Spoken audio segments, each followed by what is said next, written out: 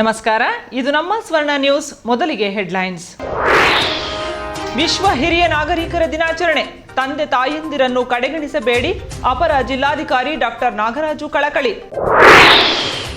ಸಾಹಿತ್ಯ ಸಮ್ಮೇಳನಕ್ಕೆ ಮಠಾಧೀಶರು ಸಮ್ಮೇಳನ ಅಧ್ಯಕ್ಷರಾಗಬಹುದು, ಸಮ್ಮೇಳನ ಪಾರದರ್ಶಕವಾಗಿ ನಡೆಯಬೇಕು, ತ್ರಿನೇತ್ರ ಸ್ವಾಮೀಜಿ ಸಲಹೆ. ಶ್ರೀರಂಗಪಟ್ಟಣ ದಸರಾ ಜಂಬೂ ಸವಾರಿಗೆ ಶಿವರಾಜ್ ಕುಮಾರ್ ಸಾರಥಿ, ಜಿಲ್ಲಾ ಆಡಳಿತದ ವತಿಯಿಂದ ಆಹ್ವಾನ, ಸಕ್ಕರೆ ನಾಡಿಗೆ ಬರಲು ಖುಷಿಯಿಂದ ಒಪ್ಪಿಗೆ. ವಿಶ್ವ ಕಾಫಿ ಡೇ ಹಿನ್ನೆಲೆ ಪ್ರತಿದಿನ 2 ಕಪ್ ಕಾಫಿ ಕುಡಿಯಿರಿ, ಕೆಟಿ ಹನುಮಂತು ಸಲಹೆ. ಜಿಲ್ಲಾಡಳಿತ, ಜಿಲ್ಲಾ ಪಂಚಾಯತ್, ಮಹಿಳಾ ಮತ್ತು ಮಕ್ಕಳ ಅಭಿವೃದ್ಧಿ ಇಲಾಖೆ, ಜಿಲ್ಲಾ ವಿಕಲಚೇತನರ ಹಾಗೂ ಹಿರಿಯ ನಾಗರಿಕರ ಸಬಲೀಕರಣ ಇಲಾಖೆ ಮತ್ತು ಇನ್ನಿತರ ಸಂಘ ಸಂಸ್ಥೆಗಳ ಆಶ್ರಯದಲ್ಲಿ ವಿಶ್ವ ಹಿರಿಯ ನಾಗರಿಕರ ದಿನಾಚರಣೆ ಮಂಡ್ಯ ಗಾಂಧಿ ಭವನದಲ್ಲಿ ನಡೆಯಿತು. ಮಂಡ್ಯದ ಗಾಂಧಿ ಭವನದಲ್ಲಿ ನಡೆದ ವಿಶ್ವ ಹಿರಿಯ ನಾಗರಿಕರ ದಿನಾಚರಣೆಯಲ್ಲಿ ಪಾಲ್ಗೊಂಡು ಮಾತನಾಡಿದ ಅಪರ ಜಿಲ್ಲಾಧಿಕಾರಿಗಳಾದ ಡಾಕ್ಟರ್ ಎಚ್ ಎಲ್ ನಾಗರಾಜರವರು, ಅನೇಕ ಸಂದರ್ಭಗಳಲ್ಲಿ ಹಿರಿಯ ನಾಗರಿಕರು ಅನ್ಯಾಯಕ್ಕೆ, ದೌರ್ಜನ್ಯಕ್ಕೆ ಒಳಗಾಗುತ್ತಿದ್ದಾರೆ. ವಯಸ್ಸಾದವರನ್ನ ನಿಕೃಷ್ಟರು ಅನ್ನುವ ಭಾವನೆ ಮೂಡಿದೆ. ಈ ವಿಚಾರದಲ್ಲಿ ನ್ಯಾಯಾಲಯದಲ್ಲಿ ಸಾಕಷ್ಟು ದೂರುಗಳಿದ್ದಾವೆ. ಭಾರತದ ಸಂವಿಧಾನದ ಅಡಿಯಲ್ಲಿ ಕಾನೂನಾತ್ಮಕವಾಗಿ ಅವರಿಗೆ ರಕ್ಷಣೆ ನೀಡಬೇಕು ಅಂತ ಹೇಳಿದರು. ಇತ್ತೀಚೆಗೆ ತಂದೆ ತಾಯಿಗಳು ಮಕ್ಕಳಿಗೆ ಬೇಡವಾಗುತ್ತಿದ್ದಾರೆ. ಸರ್ಕಾರ ಅದಕ್ಕಾಗಿ ಹಿರಿಯರ ಆರೋಗ್ಯದ ದೃಷ್ಟಿಯಿಂದ ಸಾಮಾಜಿಕ ಭದ್ರತಾ ಕಲ್ಪಿಸಲು ಪಿಂಚಣಿ ಯೋಜನೆ ಜಾರಿಗೆ ತಂದಿದೆ ಅಂತ ಹೇಳಿದರು. ಸರ್ಕಾರ ಹಿರಿಯ ನಾಗರಿಕರಿಗಾಗಿ ವೃದ್ಧಾಶ್ರಮವನ್ನು ತೆರೆಯುತ್ತಿದ್ದು ಅದು ಉತ್ತಮ ರೀತಿಯಲ್ಲಿ ನೋಡಿಕೊಳ್ಳುತ್ತಿದೆ. ಇದರ ಜೊತೆಗೆ ಸಂಘ ಸಂಸ್ಥೆಗಳು ಕೂಡ ಉತ್ತಮ ರೀತಿಯಲ್ಲಿ ಕೆಲಸ ಮಾಡುತ್ತಿದ್ದಾವೆ. ಸಂಘ ಸಂಸ್ಥೆಗಳು ಇಲ್ಲದಿದ್ದರೆ ಸರ್ಕಾರಕ್ಕೆ ಮತ್ತಷ್ಟು ಕಷ್ಟವಾಗುತ್ತಿತ್ತು ಅಂತ ಹೇಳಿದರು. ಹೀಗಾಗಿ ಸ್ವಯಂ ಸೇವಾ ಸಂಸ್ಥೆಗಳ ಸಹಕಾರವನ್ನು ನಾವು ಮರೆಯುವಂತಿಲ್ಲ ಅಂತ ಹೇಳಿದರು. ಹಿರಿಯ ನಾಗರಿಕರ ದಿನಾಚರಣೆಯ ಉದ್ದೇಶ ಹಿರಿಯ ನಾಗರಿಕರನ್ನ ಮಕ್ಕಳಂತೆ ನೋಡಿಕೊಳ್ಳಬೇಕು, ಅವರನ್ನ ನಿಕೃಷ್ಟವಾಗಿ ನೋಡಿಕೊಳ್ಳಬಾರದು ಅಂತ ಸಲಹೆ ನೀಡಿದರು. ಹಿರಿಯ ನಾಗರಿಕರನ್ನೇನಾದರೂ ನಾವು ಮೂಲಿಕೆ ಮಾಡಿದ್ರೆ ಸಮಾಜಕ್ಕೆ ಶ್ರೇಯಸ್ಸು ಇರೋದಿಲ್ಲ. ಹಿರಿಯ ನಾಗರಿಕರನ್ನ ಗೌರವಿಸಿದ್ರೆ ಮಾತ್ರ ಭಾರತೀಯ ಸಮಾಜಕ್ಕೆ, ಆ ಕುಟುಂಬಕ್ಕೆ ಒಂದು ಗೌರವ, ಒಂದು ಘನತೆ ಇರುತ್ತೆ. ಎಲ್ಲಿ ಹಿರಿಯ ನಾಗರಿಕರನ್ನ ಗೌರವಿಸಲ್ಪಡುತ್ತದೋ ಅಲ್ಲಿ ದೇವತೆಗಳು ನೆಲೆಸಿರ್ತಾರೆ ಅಂತ ನಾವು ಘಂಟಾಘೋಷವಾಗಿ ಹೇಳಬೇಕಾಗುತ್ತೆ. ನಾವು ಹೇಳ್ತೀವಿ ನಾರೇಶ್ವರ ಪೂಜೆ ದೇವತಾನಾಥ, ಎಲ್ಲಿ ಹೆಣ್ಣುಮಗುವನ್ನ ಗೌರವಿಸಲ್ಪಡುತ್ತೋ ಅಲ್ಲಿ ದೇವತೆಗಳು ಇರ್ತಾರೆ ಅಂತ ಇವತ್ತು ನಾವು ಹೇಳಬೇಕಾಗಿದೆ. ಯಾವ ಮನೆಯಲ್ಲಿ, ಯಾವ ಮನೆಗಳಲ್ಲಿ, ಯಾವ ಸಮಾಜದಲ್ಲಿ ಹಿರಿಯರನ್ನ, ವೃದ್ಧರನ್ನ ಪ್ರೀತಿಯಿಂದ, ಗೌರವದಿಂದ, ಮಾನವೀಯತೆಯಿಂದ ನೋಡ್ಕೊಂಡ್ರೋ ಅಲ್ಲಿ ದೇವತೆಗಳು ನೆಲೆಸಿರ್ತಾರೆ. ದೇವರಿಗೆ ಎಲ್ಲೂ ಇಲ್ಲ, ದೇವರಿಗೆ ಎಲ್ಲೂ ಇಲ್ಲ. ನಿಮ್ಮ ತಂದೆ ತಾಯಿನ ಚೆನ್ನಾಗಿ ನೋಡ್ಕೊಂಡ್ರೆ ಅಲ್ಲೇ ದೇವರಿರ್ತಾರೆ ಕೇಳ್ತಾ ಈ ಒಂದು ಕಾರ್ಯಕ್ರಮದಲ್ಲಿ ಏನಾದರೂ ನಗರಸಭಾ ಅಧ್ಯಕ್ಷರಾದ ನಾಗೇಶ್ ಮಾತನಾಡಿ, ಸಮಾಜದಲ್ಲಿ ಅತ್ಯುತ್ತಮ ಗೌರವ ಸ್ಥಾನದಲ್ಲಿರುವ ಹಿರಿಯರನ್ನ ಮತ್ತು ತಂದೆ ತಾಯಿಗಳನ್ನು ನಾವು ಉತ್ತಮ ರೀತಿಯಲ್ಲಿ ನೋಡಿಕೊಳ್ಳಬೇಕು ಅಂತ ತಿಳಿಸಿದರು.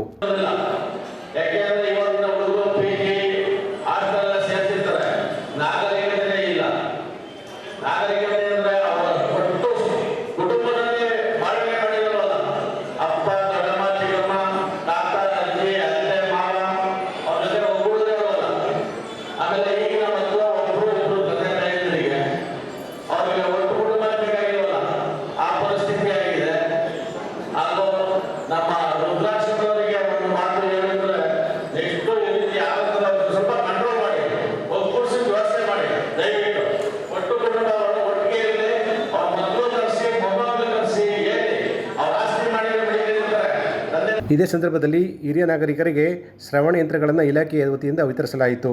ಜೊತೆಗೆ ವಿವಿಧ ಕ್ರೀಡೆಯಲ್ಲಿ ವಿಜೇತರಾದವರಿಗೆ ಬಹುಮಾನಗಳನ್ನು ಕೂಡ ವಿತರಿಸಲಾಯಿತು. ಇದೇ ಸಂದರ್ಭದಲ್ಲಿ ಹಿರಿಯ ನಾಗರಿಕರನ್ನು ಗುರುತಿಸಿ ಆತ್ಮೀಯವಾಗಿ ಸನ್ಮಾನಿಸಲಾಯಿತು.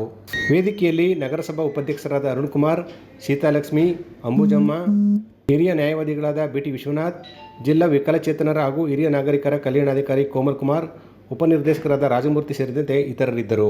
ಶ್ರೀರಂಗಪಟ್ಟಣ ಸಮೀಪವಿರುವ ಡಿಎಂಎಸ್ ಚಂದ್ರವನ ಆಶ್ರಮದಲ್ಲಿ ಮಠದ ಪೀಠಾಧಿಪತಿಗಳಾದ ಶ್ರೀ ತ್ರಿನೇತ್ರ ಮಹಾಂತ ಶಿವಯೋಗಿ ಸ್ವಾಮೀಜಿಗಳ ನೇತೃತ್ವದಲ್ಲಿ ಅಕ್ಟೋಬರ್ 3ರಿಂದ 13ರವರೆಗೆ ಚಂದ್ರವನ ನವರಾತ್ರಿ ಉತ್ಸವದ ರಜತ ಮಹೋತ್ಸವ ಕಾರ್ಯಕ್ರಮಗಳು ನಡೆಯಲಿವೆ ಎಂದು ಆಶ್ರಮದ ಕಾರ್ಯದರ್ಶಿಗಳಾದ ಶಿವಕುಮಾರ್ ತಿಳಿಸಿದರು.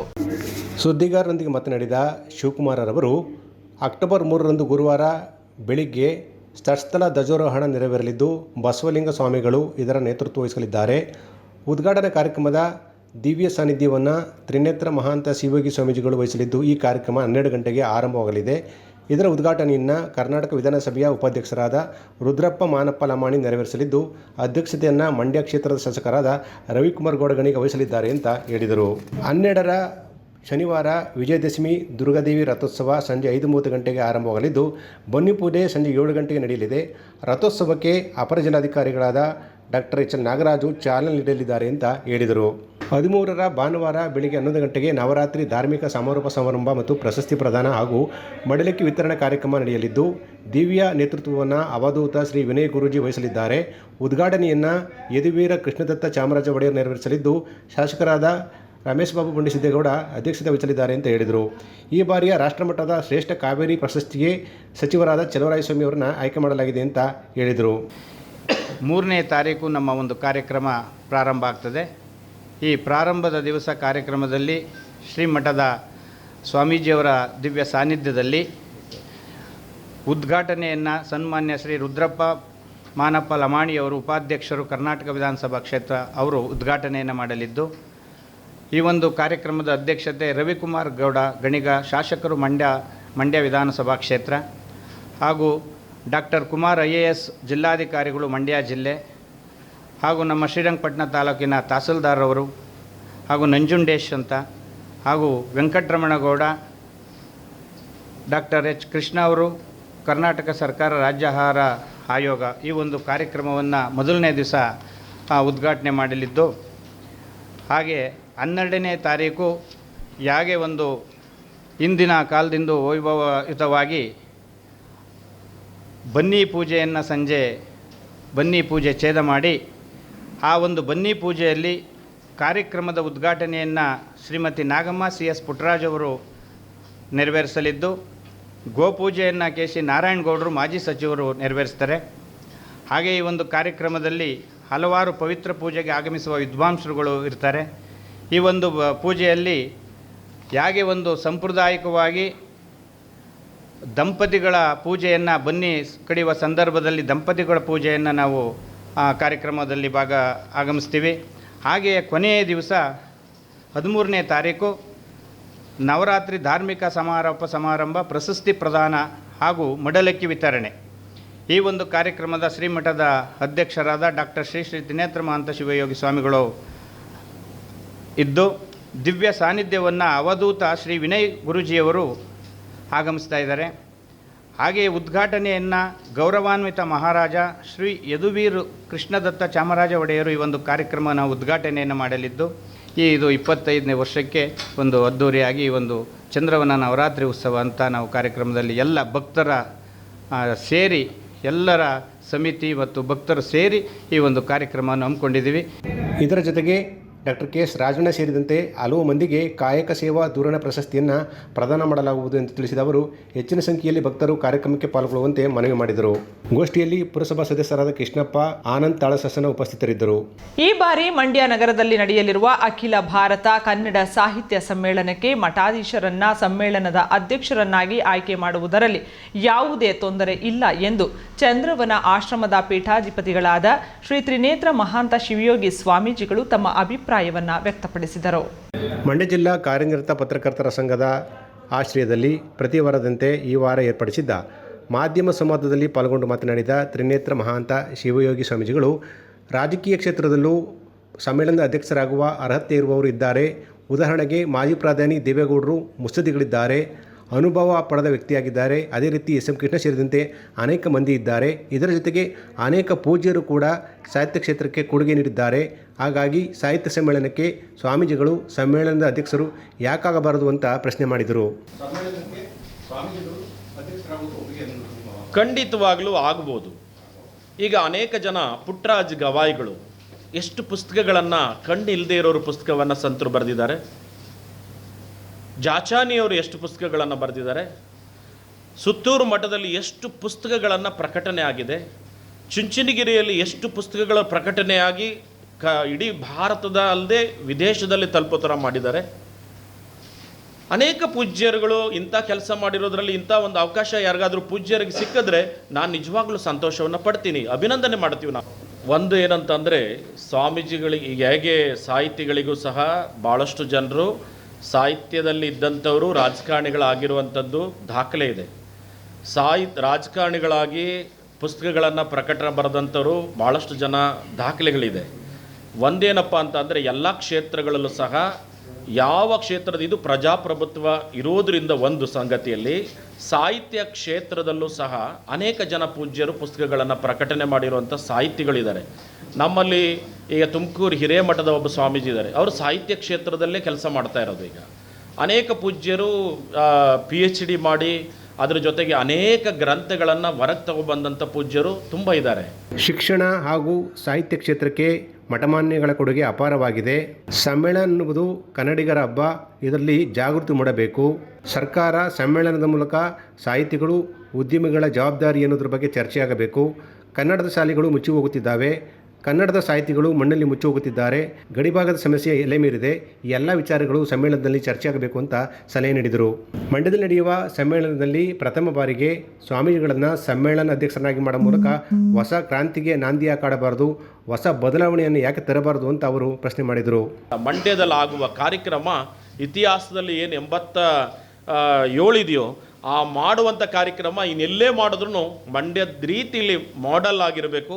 ಇದು ಯಾವುದೇ ಸಾಹಿತ್ಯ ಸಮ್ಮೇಳನ ಹೆಂಗಿರಬೇಕು ಅಂತಂದರೆ, ಒಂದು ಕುಟುಂಬದಲ್ಲಿ ಹಬ್ಬವನ್ನು ಆಚರಿಸಿ ಯಾವುದೇ ಅಹಿತಕರವಾದಂಥ ಘಟನೆಗಳು ಆಗದಂಗೆ ಶಾಂತಿಯುತವಾಗಿ ಸಮಾಧಾನವಾಗಿ ಎಲ್ಲರಿಗೂ ಮೆಚ್ಚುವಂತೆ ಎಲ್ಲರಿಗೂ ಸಿಕ್ಕುವಂತೆ ಈ ಕಾರ್ಯಕ್ರಮ ಆಗಬೇಕು ಅನ್ನೋದೇ ನನ್ನ ಉದ್ದೇಶವನ್ನು ಹೇಳಲಿಕ್ಕೆ ನಾನು ಬಯಸ್ತೀನಿ.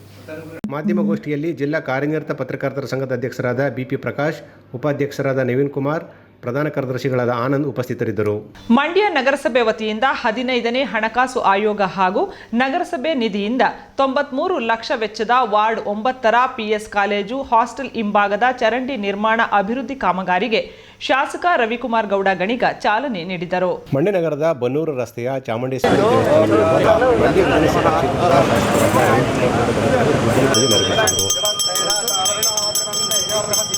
93 ಲಕ್ಷ ವೆಚ್ಚದ ರಸ್ತೆ ಹಾಗೂ ಚರಂಡಿ ಕಾಮಗಾರಿಗೆ ಶಾಸಕರಾದ ರವಿಕುಮಾರ್ ಹಾಗೂ ನಗರಸಭಾ ಅಧ್ಯಕ್ಷರು ಮತ್ತು ಉಪಾಧ್ಯಕ್ಷರು ಉದ್ರಿ ಪೂಜೆ ನೆರವೇರಿಸಿದರು. ನಂತರ ಮಾತನಾಡಿದ ಶಾಸಕರು ಗುಣಮಟ್ಟದ ಕಾಮಗಾರಿಯನ್ನು ಆದಷ್ಟು ಶೀಘ್ರವಾಗಿ ಕೈಗೊಳ್ಳಬೇಕು. ಈ ನಿಟ್ಟಿನಲ್ಲಿ ನಗರದ ಅಭಿವೃದ್ಧಿಗೆ ವಿಶೇಷ ಕಾಳಜಿ ವಹಿಸುವುದಾಗಿ ಅವರು ಹೇಳಿದರು. ನಗರಸಭಾ ಸದಸ್ಯರು ಸೇರಿ 6ನೇ ವಾರ್ಡಿಂದ 12ನೇ ವಾರ್ಡು 15ನೇ ವಾರ್ಡ್ವರೆಗೂ 12ನೇ ವಾರ್ಡ್ ಒಂದಿಲ್ಲ, ಒಟ್ಟು 93 ಲಕ್ಷ ರೂಪಾಯಿ ಇದಕ್ಕೆ ರಸ್ತೆ ಕಾಮಗಾರಿ, ಚರಂಡಿ ಮತ್ತು ವಿವಿಧ ಕಾಮಗಾರಿಗಳಿಗೆ ಗುದ್ಲಿ ಪೂಜೆಯನ್ನು ಮಾಡಿದ್ದೀವಿ. ನಾವು ಗುತ್ತಿಗೆದಾರರಿಗೂ ಹೇಳೋದು ಇಷ್ಟೇ, ಗುಣಮಟ್ಟದ ಕೆಲಸ ಆಗಬೇಕು. ಗುಣಮಟ್ಟದಲ್ಲಿ ಯಾವುದೇ ರಾಜಿ ಇಲ್ಲ. ಮಳೆ ಬರ್ತಾ ಇರೋದ್ರಿಂದ ಸ್ವಲ್ಪ ಕಾಮಗಾರಿಗೆ ಅಡ್ಡಿ ಆಗ್ತಾಯಿದೆ. ಹಲವಾರು ಟೆಂಡರ್ಗಳಾಗಿದೆ. ಮಳೆ ಬರ್ತಾ ಇರೋದ್ರಿಂದ ಟಾರ್ ಕೂರಬೇಕಾದ್ರೆ ಮಳೆ ಬಂದು ತಿರ್ಗಾ ಕಿತ್ತೋಗುತ್ತೆ ಅಂತ ಸ್ವಲ್ಪ ಸಮಯ ತಗೊಳ್ತದೆ. ಬಟ್ ಮಂಡ್ಯ ನಗರದ ಎಲ್ಲ ರಸ್ತೆಗಳನ್ನು ಕೂಡ ಅಭಿವೃದ್ಧಿಯನ್ನು ಹಂತವಾಗಿ ಮಾಡ್ತೀವಿ. ಈಗ ನಿಂತಿರುವಂಥ ರೋಡನ್ನು ನಮ್ಮ ರೂರಲ್ ಪೊಲೀಸ್ ಸ್ಟೇಷನಿಂದ ಅಪ್ ಟು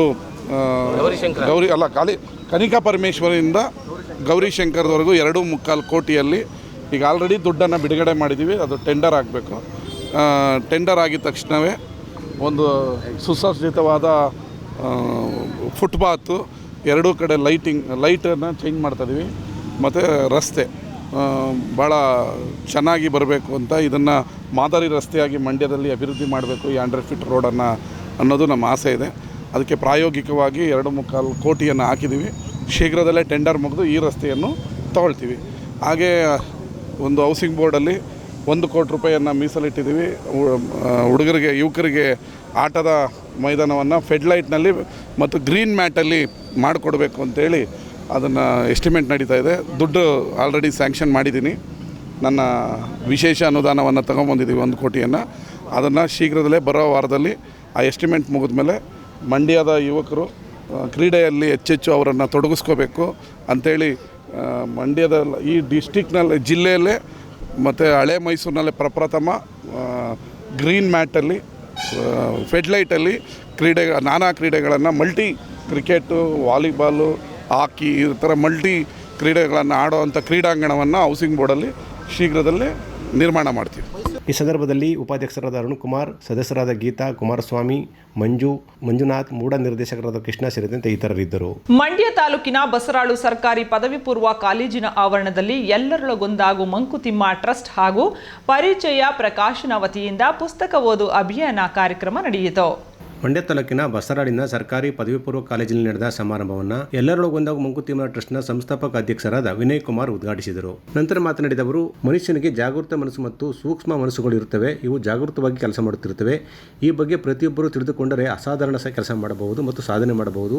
ಅದಕ್ಕಾಗಿ ಪ್ರತಿಯೊಬ್ಬರು ವಿಶೇಷವಾಗಿ ಪುಸ್ತಕ ಓದುವ ಅಭಿರುಚಿಯನ್ನು ಬೆಳೆಸಿಕೊಳ್ಳಬೇಕು. ಆಗ ಮನುಷ್ಯನ ಅಭಿವೃದ್ಧಿ ಮತ್ತು ವ್ಯಕ್ತಿತ್ವ ರೂಪುಗೊಳ್ಳುತ್ತದೆ ಅಂತ ಹೇಳಿದರು. ಸರಿನಾ? ಒಂದು ಜಾಗೃತ ಮನಸ್ಸು, ಒಂದು ಸೂಕ್ತ ಮನಸ್ಸು. ಕರೆಕ್ಟಾ? ಇಂಗ್ಲೀಷಲ್ಲಿ ಕಾನ್ಷಿಯಸ್ ಮೈಂಡ್ ಮತ್ತು ಸಬ್ ಕಾನ್ಷಿಯಸ್ ಮೈಂಡ್ ಅಂತ ಹೇಳ್ತೀವಿ. ಏನದು ಕಾನ್ಷಿಯಸ್ ಅಂಡ್ ಸಬ್ ಕಾನ್ಷಿಯಸ್ ಅಂದರೆ ಸುಮ್ಮನೆ ಒಂದು ಸಣ್ಣ ಉದಾಹರಣೆ ಕೊಡ್ತೀನಿ. ಏನು ಚರ್ಚೆ ವಾಕಲ್ಲಿ ಒಂದು 5-6 ಜನ ಎಲ್ಲ 70 ವರ್ಷ 75 ವರ್ಷ ವಾಕ್ ಮಾಡ್ತಾ ಇರ್ತಾರೆ. ಅವನೊಬ್ಬ ಹೇಳ್ತಾನೆ, ಸರ್ ನಿನ್ನೆ ಒಂದು ವಿಡಿಯೋ ನೋಡಿದೆ ಸರ್, ಹಸಿ ತರಕಾರಿ ತಿನ್ನಂಗೆ ಇಲ್ವಂತೆ ಸರ್. ಟೊಮೊಟೊ ಸೌತೆಕಾಯಿ ಬಿಟ್ರೆ, ಈರುಳ್ಳಿ ಬಿಟ್ರೆ ಈಗ ಹಸಿ ತಿನ್ನಲೇಬಾರ್ದಂತೆ ಸರ್. ಇನ್ನೊಬ್ಬ ಹೇಳ್ತಾನೆ, ಅಯ್ಯೋ ಇಲ್ಲ ಸಾರ್, ಹೇಳಿದ್ರು ನಮ್ಮ ಡಾಕ್ಟರ್ ಒಬ್ರು ಅವ್ರು ಹೇಳಿದ್ರು ಹಸಿ ತರಕಾರಿನೇ ತಿನ್ಬೇಕಂತೆ. ಇನ್ನೊಬ್ಬ ಹೇಳ್ತಾನೆ, ಅರ್ಧ ಬೇಯಿಸ್ಕೊಂಡು ತಿನ್ಬೇಕಂತೆ. ಅಂದ್ರೆ ಈ ತರ ಡಿಸ್ಕಷನ್. ಅಲ್ಲೂ ಡಿಸ್ಕಷನ್. ನೀರು ಕುಡಿಯೋದು, ಸಾರ್ ನೀರು ಅರ್ಧ ಗಂಟೆ ಆದ್ಮೇಲೆ ಕುಡೀರಿ, ಇಲ್ಲ ಬಾಯಾರಿಕೆ ಆದಾಗ ಮಾತ್ರ ಕುಡೀರಿ. ಸರಿ, ನಾನು ಅಲ್ಲಿಂದ ಮುಂದೆ ಪಾಸ್ ಆಗ್ತಾ ನಗ್ತಾ ಇರ್ತೀನಿ. ಏನಂದ್ರೆ ಇವ್ನಿಗೆ 70 ವರ್ಷ, 75 ವರ್ಷ. ಈ 70 ವರ್ಷ ಏನ್ ಮಾಡಿದ್ರು ಇವರು? ಇವರು ಇನ್ನೂ ತಿಳ್ಕೊಂಡಿಲ್ಲ. ಇವರು ಅವ್ರ ಮಕ್ಕಳಿಗೆ ಏನ್ ತಿಳಿಸಿದ್ರು, ಅವ್ರ ಸುತ್ತಮುತ್ತಲ 4-5 ಜನಕ್ಕೆ ಏನ್ ತಿಳಿಸಿದ್ರು.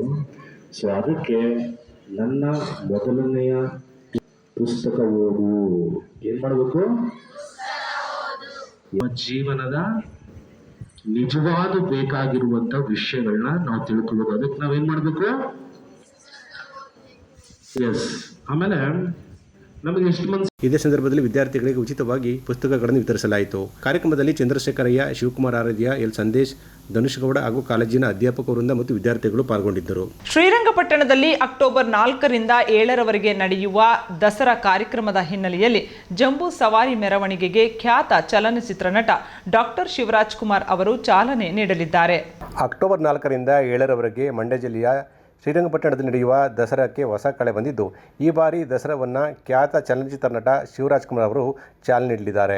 ಅಕ್ಟೋಬರ್ 4ರಂದು ಮಧ್ಯಾಹ್ನ 12:30 ಗಂಟೆಗೆ ನಂದಿ ಧ್ವಜ ಪೂಜೆ ನೆರವೇರಿಸಲಾಗುವುದು. ಮಧ್ಯಾಹ್ನ 2:30ರಿಂದ 3 ಗಂಟೆಯವರೆಗೆ ಸಲ್ಲುವ ಶುಭ ಮಕರ ಲಗ್ನದಲ್ಲಿ ನಾಡದೇವತೆ ಶ್ರೀ ಚಾಮುಂಡೇಶ್ವರಿ ದೇವಿಗೆ ಅಗ್ರ ಪೂಜೆ ಹಾಗೂ ಜಂಬೂ ಸವಾರಿ ನಡೆಯಲಿದೆ. ಮೆರವಣಿಗೆಗೆ ಖ್ಯಾತ ಚಲನಚಿತ್ರ ನಟ ಡಾಕ್ಟರ್ ಶಿವರಾಜ್ ಕುಮಾರ್ ಬರ್ತಿರುವುದು ವಿಶೇಷವಾಗಿದೆ. ಈ ಸಂಬಂಧ ಮಂಡ್ಯ ಜಿಲ್ಲಾಧಿಕಾರಿಗಳಾದ ಡಾಕ್ಟರ್ ಕುಮಾರ್, ಜಿಲ್ಲಾ ಪಂಚಾಯತ್ ಸಿಇಒ ಶೇಖ್ ತನ್ವೀರ್ ಆಸಿಫ್ ಹಾಗೂ ಶ್ರೀರಂಗಪಟ್ಟಣ ಕ್ಷೇತ್ರದ ಶಾಸಕರಾದ ರಮೇಶ್ ಬಾಬು ಬಂಡಿಸಿದ್ದೇಗೌಡ ಅವರು ಬೆಂಗಳೂರಿನ ಶಿವರಾಜ್ ಕುಮಾರ್ ಅವರ ಮನೆಗೆ ತೆರಳಿ ಆಹ್ವಾನ ಪತ್ರಿಕೆ ನೀಡಿ ಕಾರ್ಯಕ್ರಮಕ್ಕೆ ಬರುವಂತೆ ಆಹ್ವಾನಿಸಿದರು. ಸಕ್ಕರ ನಾಡಿಗೆ ಬರಲು ಮುಕ್ತ ಮನಸ್ಸಿನಿಂದ ಒಪ್ಪಿಕೊಂಡ ಶಿವರಾಜ್ ಕುಮಾರ್ ಅವರು ತಾನು ಖಂಡಿತ ಕಾರ್ಯಕ್ರಮಕ್ಕೆ ಬರುವುದಾಗಿ ಒಪ್ಪಿಗೆ ನೀಡಿದರು. ಪ್ರತಿದಿನ 2 ಕಪ್ ಕಾಫಿ ಕುಡಿಯುವುದರಿಂದ ದೈಹಿಕ ಆರೋಗ್ಯ ಇರುತ್ತದೆ ಎಂದು ಅಂತಾರಾಷ್ಟ್ರೀಯ ಅಲಿಯನ್ಸ್ ಸಂಸ್ಥೆಯ ಜಿಲ್ಲಾ ರಾಜ್ಯಪಾಲರಾದ ಕೆಟಿ ಹನುಮಂತು ತಿಳಿಸಿದರು. ಪ್ರತಿದಿನ 2 ಕಪ್ ಕಾಫಿ ಕುಡಿಯುವುದು ಉತ್ತಮ ಎಂದು ನುಡಿದರು. ಇತ್ತೀಚಿನ ದಿನಗಳಲ್ಲಿ ಕಾಫಿ ಉದ್ಯಮವಾಗಿ ಬೆಳೆದು ಸಾಕಷ್ಟು ಸ್ವ ಉದ್ಯೋಗಗಳನ್ನು ನೀಡಿದೆ. ಗುಣಮಟ್ಟದ ಕಾಫಿ ಕುಡಿಯಲು ದೂರಿಗೆ ಹೋಗುವುದು ಉಂಟು. ಕಾಫಿ ಪ್ರಿಯರಿಂದ ರೈತರ ಬದುಕು ಪರೋಕ್ಷವಾಗಿ ಚೇತರಿಕೆ ಕಾಣುತ್ತದೆ. ಹೈನುಗಾರಿಕೆ, ಕಬ್ಬು ಬೆಳೆಗಾರರು, ಕಾರ್ಮಿಕರಿಗೆ ನೆರವಾಗುತ್ತದೆ ಎಂದು ಹೇಳಿದರು.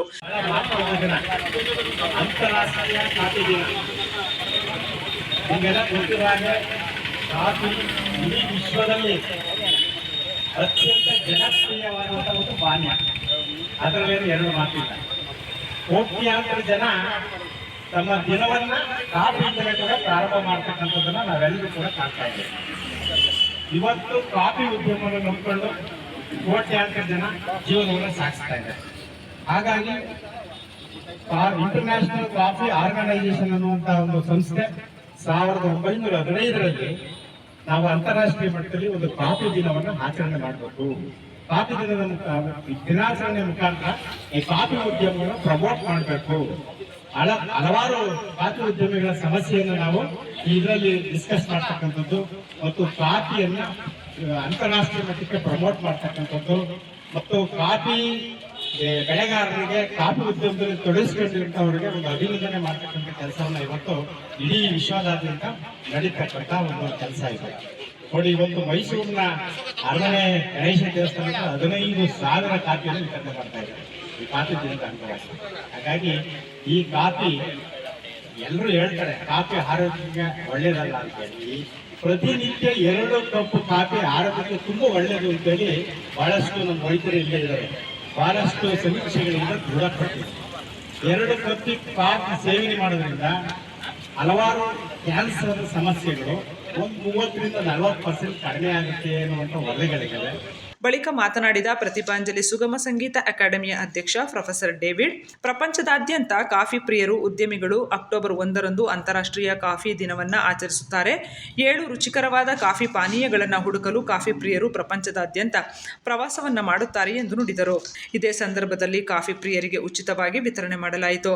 ಕಾರ್ಯಕ್ರಮದಲ್ಲಿ ನಗರಸಭಾ ಉಪಾಧ್ಯಕ್ಷ ಅರುಣ್ ಕುಮಾರ್, PLD ಬ್ಯಾಂಕ್ ಅಧ್ಯಕ್ಷ ಶಿವಲಿಂಗೇಗೌಡ, ಕೃಷಿಕ ಮತ್ತು ಕಾಂಟ್ರಾಕ್ಟರ್ ಅಲಯನ್ಸ್ ಸಂಸ್ಥೆಯ ಮಂಜುನಾಥ್, ಡಾಕ್ಟರ್ ಉಮೇಶ್, ಕಾರ್ಯದರ್ಶಿ ಚಂದ್ರಶೇಖರ್, ವಿಲ್ಮಾ, ನಿವೃತ್ತ ಸೈನಿಕ ಚಂದ್ರಶೇಖರ್, ಸೋಮಶೇಖರ್ ಮತ್ತಿತರರಿದ್ದರು.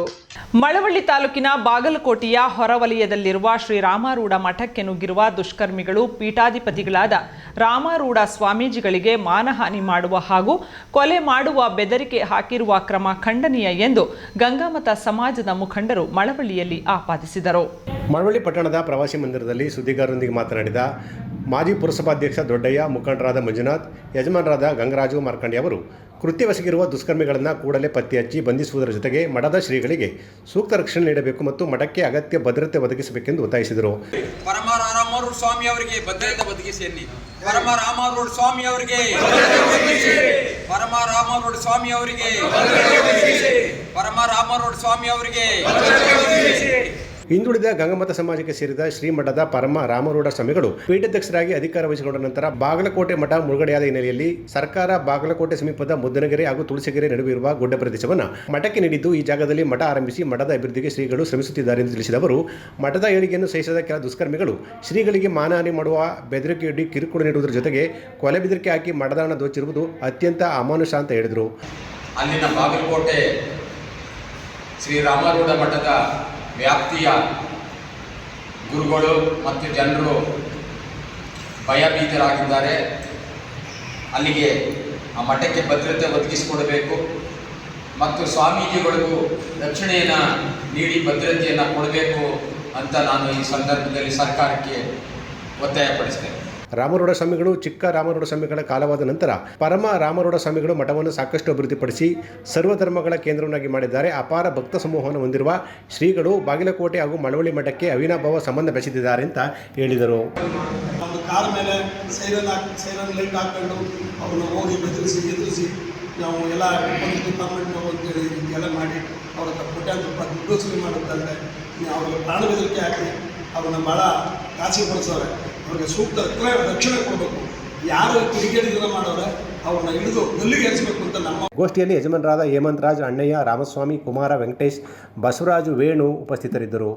ಮಂಡ್ಯ ಜಿಲ್ಲಾ ಗಾಣಿಗ ಸಮಾಜದ ವತಿಯಿಂದ ಗುರುವಂದನೆ ಹಾಗೂ ಪ್ರತಿಭಾ ಪುರಸ್ಕಾರ ಸಮಾರಂಭ ಯಶಸ್ವಿಯಾಗಿ ನಡೆಯಿತು.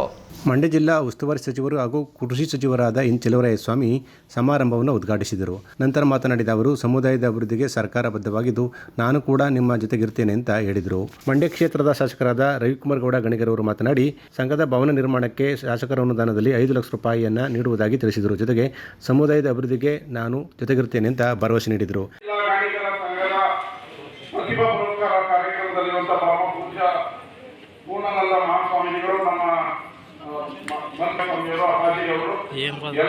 ವೇದಿಕೆ ಮೇಲಿದ್ದಾರೆ.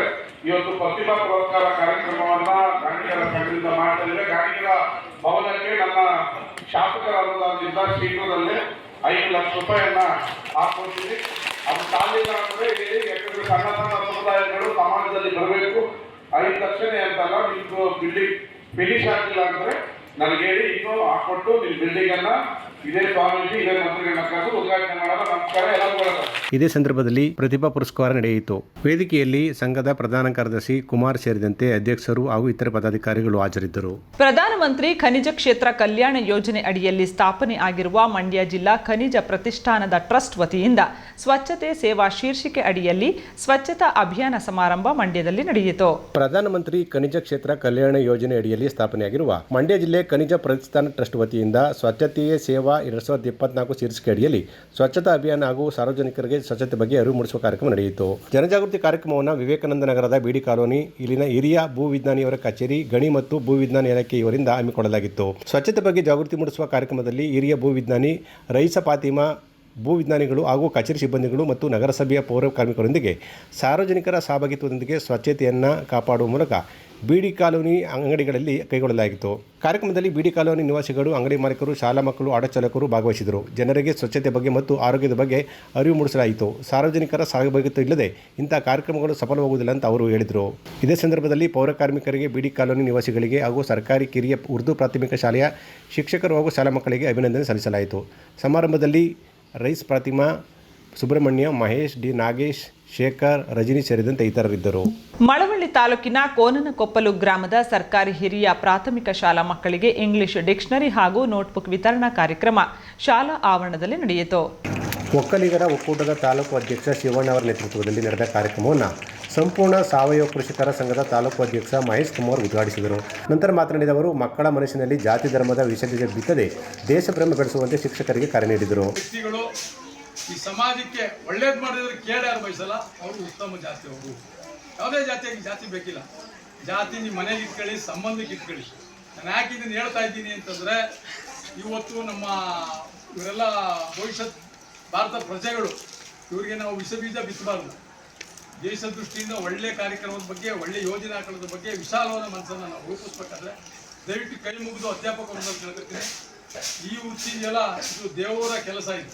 ಕಾರ್ಯಕ್ರಮದ ಆಯೋಜಕರಾದ ಶಿವಣ್ಣ ಮಾತನಾಡಿ, ಸರ್ಕಾರ ಹಾಗೂ ಸಂಘ ಸಂಸ್ಥೆಗಳು ಸರ್ಕಾರಿ ಶಾಲೆಗಳಿಗೆ ಇಷ್ಟೆಲ್ಲ ಸೌಲಭ್ಯ ನೀಡುತ್ತಿದ್ದರೂ ಪೋಷಕರು ಮಾತ್ರ ಖಾಸಗಿ ಶಾಲೆಗಳಿಗೆ ಮಾರುತ್ತಿರುವುದು ದುರದೃಷ್ಟಕರ ಅಂತ ಹೇಳಿದರು.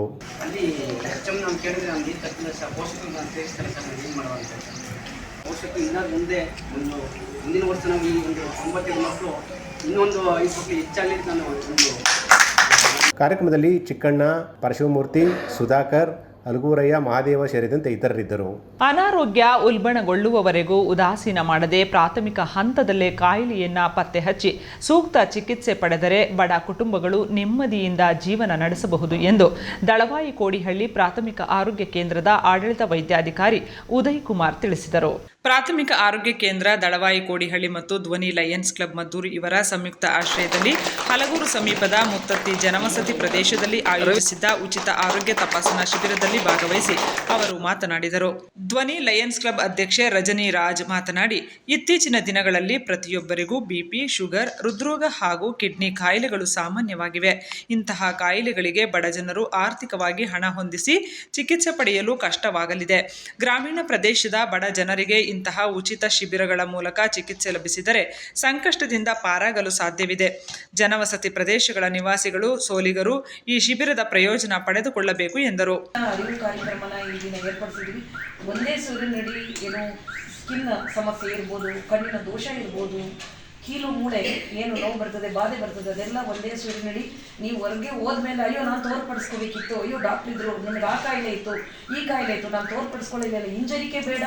ನಿಮ್ಮ ಮುಂದೆ ವೈದ್ಯರ ತಂಡ, ನಮ್ಮ ನಡೆ ನಿಮ್ಮ ಮುಂದೆ ಅಷ್ಟು ಜನ ನಾವು ಆಯೋಜನೆ ಮಾಡಿದ್ದೀವಿ. ನೀವು ಸಂಕೋಚ ಬಿಟ್ಟು ಈ ದಿನ ನೀವೇನಿದೆ ನಿಮ್ಮ ಕಾಯಿಲೆಗಳು ನೀವು ಹೊರಗೆ ಚೆಲ್ಲಿ ಆರೋಗ್ಯವನ್ನು ಪಡೆದುಕೊಳ್ಳಿ. ಗ್ರಾಮ ಪಂಚಾಯಿತಿ ಸದಸ್ಯ ರವಿ ಮಾತನಾಡಿ, ಆರೋಗ್ಯ ಉತ್ತಮವಾಗಿದ್ದರೆ ಸುಖವಾಗಿ ಬದುಕು ನಡೆಸಬಹುದು. ಇಲ್ಲವಾದರೆ ದುಡಿದ ಬಹುಪಾಲು ಹಣವನ್ನು ಆಸ್ಪತ್ರೆಗೆ ಖರ್ಚು ಮಾಡಬೇಕಾಗುತ್ತದೆ. ಆದ್ದರಿಂದ ರೋಗದ ಲಕ್ಷಣ ಕಾಣುವ ಮುನ್ನವೇ ಆಗಾಗ್ಗೆ ಆರೋಗ್ಯ ತಪಾಸಣೆ ಮಾಡಿಸಿಕೊಂಡು ವೈದ್ಯರು ನೀಡುವ ಸಲಹೆಗಳನ್ನು ಕಡ್ಡಾಯವಾಗಿ ಪಾಲಿಸಬೇಕು ಎಂದು ತಿಳಿಸಿದರು. ಶಿಬಿರದಲ್ಲಿ ಫಿಸಿಷಿಯನ್, ಕಣ್ಣು ಮತ್ತು ಮೂಳೆ ತಜ್ಞರು ಭಾಗವಹಿಸಿದ್ದು ನೂರಾರು ಸಂಖ್ಯೆಯಲ್ಲಿ ಜನರು ಆರೋಗ್ಯ ತಪಾಸಣೆ ಮಾಡಿಸಿಕೊಂಡರು. ಸುಮಾರು 30 ಮಂದಿಗೆ ಸ್ಥಳದಲ್ಲೇ ಇಸಿಜಿ ಪರೀಕ್ಷೆ ಮಾಡಲಾಯಿತು. ನಿಮ್ಗೊಂದು ಸೊಲ್ಯೂಷನ್ ಕೊಡ್ತೀವಿ ನಾವು. ನಿಮ್ಗೊಂದು ಏನಂದ್ರೆ ಪ್ರಾಬ್ಲಮ್ ಏನಿದೆ ಅಂತ ಅದಕ್ಕೊಂದು ನಾವು ದಾರಿ ಹೇಳ್ತೀವಿ ಅಂತ ಇದು ಮಾಡ್ತಾ ಈ ಕ್ಯಾಂಪ್ ಮಾಡೋಕ್ಕೆ ನೀವು ನಿಮ್ಮ ಸಹಕಾರನೂ ಬೇಕು. ಮತ್ತು ಧ್ವನಿ Lions club, Vasan I care ಇವರೆಲ್ಲ ಕೈ ಜೋಡಿಸಿದಿಂದನೇ ಕ್ಯಾಂಪ್ ಆಗ್ತಿರೋದು. ಇವರೆಲ್ಲ ಸಹಕಾರದಿಂದ ಇದು ಕ್ಯಾಂಪ್ ಯಶಸ್ವಿಯಾಗಲಿ ಅಂತ ಹಾರೈಸ್ತಾ ಈ ಸಂದರ್ಭದಲ್ಲಿ ಗ್ರಾಮ ಪಂಚಾಯಿತಿಯ ಸದಸ್ಯರಾದ ರವಿ, ಪ್ರಾಥಮಿಕ ಆರೋಗ್ಯ ಕೇಂದ್ರದ ಆಡಳಿತ ವೈದ್ಯಾಧಿಕಾರಿ ಡಾಕ್ಟರ್ ಉದಯ್, ಧ್ವನಿ ಲಯನ್ಸ್ ಕ್ಲಬ್ ಅಧ್ಯಕ್ಷೆ Rajani Raj, doctor Mohan, Anil Kumar, SK lab ಮಾಲೀಕ ಕೃಷ್ಣೇಗೌಡ, ಡಾಕ್ಟರ್ ಲೋಹಿತ್, ನೇತ್ರ ತಜ್ಞರಾದ ನಿಶನ್ ಪಾರ್ವತಿ, ಅರಣ್ಯ ಇಲಾಖೆ ಗಸ್ತು ಅರಣ್ಯ ಪಾಲಕ ಮಾಳಪ್ಪ, ಪಾಮಲ ದಿನ್ನೆ, ಸುರೇಶ್, ಚಿಕ್ಕಮ್ಮ, ಮಂಜುನಾಥ್, ಶಿವಕುಮಾರ್, ಎಸ್ಎಂ ಶಿವಶಂಕರ್ ಸೇರಿದಂತೆ ಹಲವರು ಭಾಗವಹಿಸಿದ್ದರು. ಅಖಂಡ ಕರ್ನಾಟಕ ರಕ್ಷಣಾ ಸೇವಾದಳ ರಾಜ್ಯ ಘಟಕದ 6ನೇ ವರ್ಷದ ವಾರ್ಷಿಕೋತ್ಸವ ಹಾಗೂ ಕನ್ನಡ ರಾಜ್ಯೋತ್ಸವ ಆಚರಣೆಯ ಪೂರ್ವಭಾವಿ ಸಭೆ ಮೈಸೂರಿನ ವಟಗಳ್ಳಿ ಕಚೇರಿಯಲ್ಲಿ ಜರುಗಿತು. ಅಖಂಡ ಕರ್ನಾಟಕ ರಕ್ಷಣಾ ಸೇವಾದಳ ರಾಜ್ಯ ಘಟಕದ 6ನೇ ವರ್ಷದ ವಾರ್ಷಿಕೋತ್ಸವ ಮತ್ತು ಮುಂಬರುವ 2024 ಕನ್ನಡ ರಾಜ್ಯೋತ್ಸವ ಆಚರಣೆ ಸಂಬಂಧ ನೂತನ ಪದಾಧಿಕಾರಿಗಳ ಸಭೆ ಮತ್ತು ನೇಮಕಾತಿ ಕಾರ್ಯಕ್ರಮ ಮೈಸೂರಿನ ವಡಗಳ್ಳಿ ಕಚೇರಿ ಆವರಣದಲ್ಲಿ ನಡೆಯಿತು. ಕಾರ್ಯಕ್ರಮವನ್ನು ಸಂಸ್ಥೆಯ ರಾಜ್ಯಾಧ್ಯಕ್ಷರಾದ ಸಿಂಹ ಶಿವಗೌಡ ಉದ್ಘಾಟಿಸಿದರು. ನಂತರ ಮಾತನಾಡಿದ ಅವರು, ಭಾರತೀಯರಾದ ನಾವು ರಾಜ್ಯಾದ್ಯಂತ ಕನ್ನಡ ಭಾಷೆ, ನೆಲ, ಜಲ ಜಾಗೃತಿ ಮೂಡಿಸುವ ಹಾಗೂ ನಿರಂತರವಾಗಿ ಕನ್ನಡ ರಾಜ್ಯೋತ್ಸವವನ್ನು ಆಚರಿಸುವ ಸಂಬಂಧ ಎಲ್ಲ ಕಡೆ ಜಾಗೃತಿ ಮೂಡಿಸುತ್ತಿದ್ದೇವೆ ಮತ್ತು ಸಂಘಟನೆ ಪದಾಧಿಕಾರಿಗಳು ಈ ನಿಟ್ಟಿನಲ್ಲಿ ಶ್ರಮವಹಿಸುತ್ತಿದ್ದಾರೆ ಅಂತ ಹೇಳಿದರು. ಈಗ ನಮ್ಮ ಸಂಘಟನೆಯನ್ನು ಸಕ್ರಿಯವಾಗಿ ಎಲ್ಲ ಜಿಲ್ಲೆ ಮತ್ತು ತಾಲೂಕುಗಳಲ್ಲಿ ಬಲಪಡಿಸಬೇಕು. ಹಾಗೆ ನೂತನ ಪದಾಧಿಕಾರಿಗಳನ್ನು ನೇಮಕ ಮಾಡಬೇಕು ಮತ್ತು ಯಾರ್ಯಾರಿಗೆ ಆಸಕ್ತಿ ಇಲ್ಲೋ ಅಂಥವ್ರನ್ನೆಗಳನ್ನು ಮಾಡ್ಕೊಂಡು ಬಂದಿದ್ದೀವಿ. ಮತ್ತು ಎಲ್ಲ ಕಡೆ ಒಂದು ಪ್ರಖ್ಯಾತಿಯಾಗಿದೆ. ಮತ್ತು ಎಷ್ಟೋ ಮಹಿಳೆಯರಿಗೆ ಮತ್ತು ರೈತರಿಗೆ, ಬಡವರಿಗೆ ಮತ್ತು ನ್ಯಾಯ ಕೊಡಿಸಿದ್ದೀವಿ ಮತ್ತು ಅವ್ರಿಗೆ ಒಂದು ಪರಿಹಾರವನ್ನು ಕೊಡಿಸೋ ಒಂದು ಒಳ್ಳೆಯ. ಅಖಿಲ ಕರ್ನಾಟಕ ರಕ್ಷಣಾ ಸೇವಾದಳದ ರಾಜ್ಯಾಧ್ಯಕ್ಷರಾದ ವಕೀಲ ಗುರುಪ್ರಸಾದ್ ಮಾತನಾಡಿ, ರಾಜ್ಯಾದ್ಯಂತ ಪದಾಧಿಕಾರಿಗಳು ಸಂಘಟನೆಯನ್ನು ಉತ್ತಮ ರೀತಿಯಲ್ಲಿ ಬೆಳೆಸಿದರೆ ಸಂಘಟನೆ ತಮ್ಮನ್ನು ಬೆಳೆಸುತ್ತದೆ ಅಂತ ಹೇಳಿದರು. ನಾವು ಕಾನೂನನ್ನು ಗೌರವಿಸಿದರೆ ಕಾನೂನು ನಮ್ಮನ್ನು ರಕ್ಷಿಸುತ್ತದೆ ಎಂಬಂತೆ ನಾಡಿನ ಸಮಸ್ತ ಜನರ ರಕ್ಷಣೆ ನಮ್ಮ ಸಂಘಟನೆ ಜವಾಬ್ದಾರಿಯಾಗಿದೆ ಅಂತ ಅವರು ಹೇಳಿದರು. ಇವತ್ತು ಕರ್ನಾಟಕ ರಾಜ್ಯದಲ್ಲಿ ಅಖಂಡ ಕರ್ನಾಟಕ ರಕ್ಷಣಾ ಸೇವಾದಳದ ರಾಜ್ಯ ಮಟ್ಟದ ಒಂದು ಪದಾಧಿಕಾರಿಗಳ ಸಭೆ ಹಾಗೂ ಮುಂದೆ ಬರ್ತಕ್ಕಂತಹ ನವೆಂಬರ್ 1, 2024 ಕನ್ನಡ ರಾಜ್ಯೋತ್ಸವವನ್ನು ನಿತ್ಯೋತ್ಸವವಾಗಿ ಆಚರಣೆ ಮಾಡಬೇಕು. ಇಡೀ ರಾಜ್ಯಾದ್ಯಂತ ಇರ್ತಕ್ಕಂಥ 6.5-7 ಕೋಟಿ ಜನರಲ್ಲಿ ಕನ್ನಡದ ಬಗ್ಗೆ ಜಾಗೃತಿಯನ್ನು ಮೂಡಿಸಬೇಕು. ಕನ್ನಡವನ್ನು ಸ್ಪಷ್ಟವಾಗಿ ಮಾತಾಡಬೇಕು, ಕನ್ನಡವನ್ನು ಬಳಕೆ ಮಾಡಬೇಕು, ಕನ್ನಡವೇ ಏನು ನಿತ್ಯೋತ್ಸವ ಮಾಡಬೇಕು ಅಂತಕ್ಕಂಥ ಉದ್ದೇಶದಿಂದ ನಮ್ಮ ಸಮಾಜ ಸೇವೆಯನ್ನು ಮಾಡಬೇಕು. ಆ ನಿಟ್ಟಿನಲ್ಲಿ ನಮ್ಮ ಅಖಂಡ ಕರ್ನಾಟಕ ರಕ್ಷಣಾ ಸೇವಾದಳ ಇಡೀ ರಾಜ್ಯದ ಉದ್ದಗಲಕ್ಕೂ ನಾವೆಲ್ಲ ಪೂರ್ವದಿಂದಲೂ ಸಹ HS ದೊರೆಸ್ವಾಮಿಯವರಾಗ್ಬೋದು, G ನಾರಾಯಣವರಾಗ್ಬೋದು, ಈ ರಾಜ್ಯದ ಪ್ರಪ್ರಥಮ ಬೆಂಗಳೂರಿನ ಮೇಯರ್ ಅವರು G ನಾರಾಯಣವರಾಗ್ಬೋದು, ವೆಂಕೋಬ್ರವಾಗ್ಬೋದು, BT ಲಲಿತನಾಯಕ್ ಅವರಾಗಿರ್ಬೋದು, HS ದೊರೆಸ್ವಾಮಿಯವರವರು, AT ಬಾಬುರವರು, ಹೀಗೆ ಅನೇಕ ಹೋರಾಟಗಾರರ ಜೊತೆ ಹಲವಾರು ಕಳೆದ 30 ವರ್ಷಗಳಿಂದ ನಿರಂತರವಾಗಿ ಕನ್ನಡ ನಾಡು ನುಡಿ ಬಗ್ಗೆ ಹೋರಾಟವನ್ನು ಮಾಡ್ತಾ. ಕಾರ್ಯಕ್ರಮದಲ್ಲಿ ವೆಂಕಟೇಶ್ ಗೌಡ, ಲಿಖಿತ್ ಗೌಡ, ಚಂದ್ರಕಾಂತ್, ನಾಗವೇಣಿ ನಾಯಕ್, ಬೇಬಿ, ಸಂತೋಷ್ ನೇಗಿದ್ದಂತೆ ಇತರರಿದ್ದರು. ಮದ್ದೂರು ಕದಂಬ ಲಯನ್ಸ್ ವತಿಯಿಂದ ಗುರುವಂದನೆ ಹಾಗೂ ಮಕ್ಕಳಿಗೆ ನೋಟ್ಬುಕ್ ವಿತರಣಾ ಕಾರ್ಯಕ್ರಮವು ತಾಲೂಕಿನ ಮೆಲ್ಲಹಳ್ಳಿ ಸರ್ಕಾರಿ ಹಿರಿಯ ಪ್ರಾಥಮಿಕ ಶಾಲೆಯಲ್ಲಿ ನಡೆಯಿತು. ಮದ್ದೂರು ಕದಂಬ ಲಯನ್ಸ್ ವತಿಯಿಂದ ಗುರುವಂದನೆ ಹಾಗೂ ಮಕ್ಕಳಿಗೆ ನೋಟ್ಬುಕ್ ವಿತರಣಾ ಕಾರ್ಯಕ್ರಮ ತಾಲೂಕಿನ ಮೆಲ್ಲಹಳ್ಳಿ ಸರ್ಕಾರಿ ಹಿರಿಯ ಪ್ರಾಥಮಿಕ ಪಾಠಶಾಲೆಯಲ್ಲಿ ನಡೆಯಿತು. ಶಿಕ್ಷಕ ವೃತ್ತಿಯಲ್ಲಿ 35 ವರ್ಷ ಸೇವೆ ಸಲ್ಲಿಸಿದ ಹಿರಿಯ ಪ್ರಾಥಮಿಕ ಪಾಠಶಾಲೆಯ ಮುಖ್ಯ ಶಿಕ್ಷಕಿ ಎಲಿಜಬೆತ್ ಅವರಿಗೆ ಗುರುವಂದನೆ ಸಲ್ಲಿಸಲಾಯಿತು. ಸರ್ವಪಲ್ಲಿ ರಾಧಾಕೃಷ್ಣರವರ ಜೀವನ ಚರಿತ್ರೆಯನ್ನು ನೋಡಿದಾಗ ಅವರ ಒಂದು ವಿಶೇಷವಾಗಿ ಅವರ ಒಂದು ಮಾದರಿಯಾಗಿ, ನಮ್ಮ ಶಿಕ್ಷಕರಿಗೆ ಮಾದರಿಯಾಗಿ, ಅತ್ಯುನ್ನತ ಹುದ್ದೆಯಲ್ಲಿದ್ದರೂ ಕೂಡ ಅವರು ಶಿಕ್ಷಕ ವೃತ್ತಿಯನ್ನು ಪ್ರೀತಿಸಿದವರಾಗಿದ್ದರು. ವೃತ್ತಿಯನ್ನು ನಾವು ವೃತ್ತಿ ಧರ್ಮವನ್ನು ಪಾಲಿಸೋದಲ್ಲದೆ ನಮ್ಮ ವೃತ್ತಿಯನ್ನು ನಾವು ಪ್ರೀತಿಸಬೇಕು.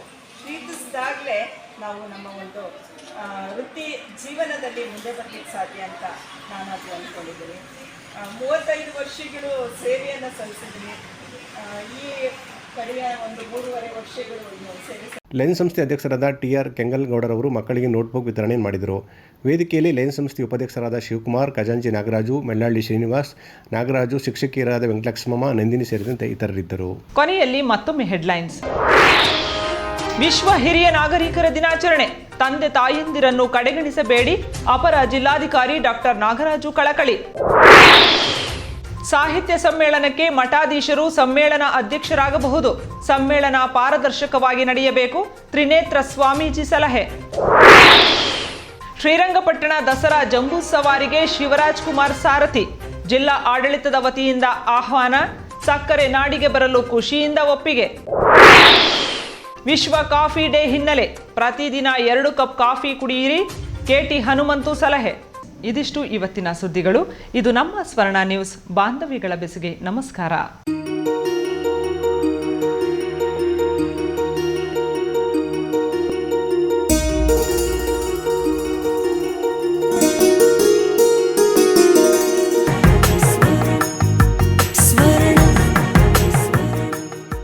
ಸ್ವರ್ಣ, ಇದು ಬಾಂಧವ್ಯಗಳ ಬೆಸುಗೆ